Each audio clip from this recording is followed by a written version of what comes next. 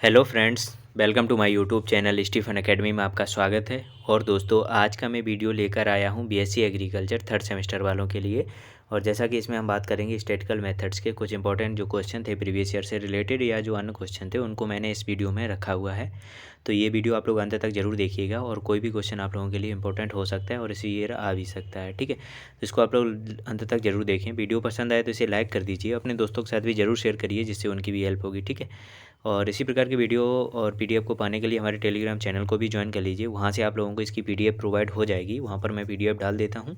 तो वहाँ से आप लोग इसकी पीडीएफ को पढ़कर आसानी से पेपर दे सकते हैं। ठीक है, तो चलिए वीडियो को शुरू करते हैं और देखते हैं इसमें किस प्रकार के क्वेश्चंस मैंने रखे हुए हैं। वीडियो को अंत तक जरूर देखिएगा। ठीक है, तो सबसे पहले हम बात करेंगे कि सांख्यिकी को परिभाषित कीजिए। Define statics. स्टैटिक्स क्या होती है, सांख्यिकी को परिभाषित करना है तुमको। ठीक है, तो इसमें हम बात करेंगे कि सांख्यिकी क्या होती है। तो सांख्यिकी एक गणितीय विज्ञान है जिसमें किसी वस्तु अवयव तब समुदाय से संबंधित आंकड़ों का संग्रह, विश्लेषण, व्याख्या या स्पष्टीकरण और प्रस्तुति की जाती है। तो इसे क्या कहा जाता है, सांख्यिकी कहा जाता है। ठीक है, इसके बाद हम बात करेंगे हिस्टोग्राम क्या होता है। तो हिस्टोग्राम क्या होता है, तो व्हाट इज हिस्टोग्राम। तो सांख्यिकी में आयत चित्र आंकड़े वितरण का ग्राफीय निरूपण तथा यह सतत चर का प्रायिकता वितरण होता है, जिसको सर्वप्रथम कार्ल पियर्सन ने प्रस्तावित किया था। यह आयत चित्र सारणीबद्ध आवृत्तियों का निरूपण है जिसे असतत अंतराल पर खड़े आयत द्वारा निरूपित किया जाता है। ठीक है,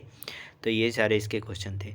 इसके बाद बात की गई थी कि पायसन बंटन को परिभाषित कीजिए। पायसन बंटन क्या होता है कि संभवतः सिद्धांत और आंकड़ों के पायसन वितरण को असतत संभाव्यता वितरण भी कहते हैं, जो समय तथा स्थान के एक निश्चित अंतराल में होने वाली घटनाओं की दी गई संख्या की संभावना को व्यक्त करता है। यदि ये घटनाएं एक ज्ञान स्थिर माध्य दर से के साथ और समय से स्वतंत्र रूप से विकसित की जाती हैं तो इसे क्या कहा जाता है, पायसन बंटन कहा जाता है। ठीक है, इसके बाद हम बात करेंगे कि समाश्रय गुणांकों को परिभाषित कीजिए। समाश्रय गुणांक क्या होते हैं। तो समाश्रय गुणांक क्या होते हैं कि समाश्रय गुणांक एक सांख्यिकीय माप है जिसका उपयोग चर के बीच औसत कार्यात्मक संबंध को मापने के लिए किया जाता है। प्रतिगमन विश्लेषण में एक चर पर आश्रित है और दूसरा स्वतंत्र क्या है, साथ ही एक दूसरे पर निर्भरता की डिग्री को भी मापता है। इसे क्या कहते हैं, समाश्रय गुणांक भी कहा जाता है। ठीक है, इसके बाद नेक्स्ट में हम देखते हैं नेक्स्ट क्या आता है कि स्वतंत्रता कोटि को परिभाषित कीजिए। Degree of freedom. Degree of freedom क्या होती है, स्वतंत्रता कोटि को परिभाषित कीजिए कि कोई भी कण स्वतंत्रता पूर्वक जितनी दशाओं में कंपन कर सकता है उस कण की स्वतंत्रता को कोटि की डिग्री ऑफ फ्रीडम भी कहा जाता है। उस कोटि को डिग्री ऑफ फ्रीडम भी कहते हैं। ठीक है, इसके बाद बात करते हैं अगले क्वेश्चन की। अगला क्वेश्चन पूछा गया था कि प्रतिदर्श को परिभाषित कीजिए। प्रतिदर्श को परिभाषित कीजिए। प्रतिदर्श क्या होता है, तो समष्टि में विशेष विधि द्वारा चुनी हुई इकाइयाँ प्रतिदर्श कहलाती हैं।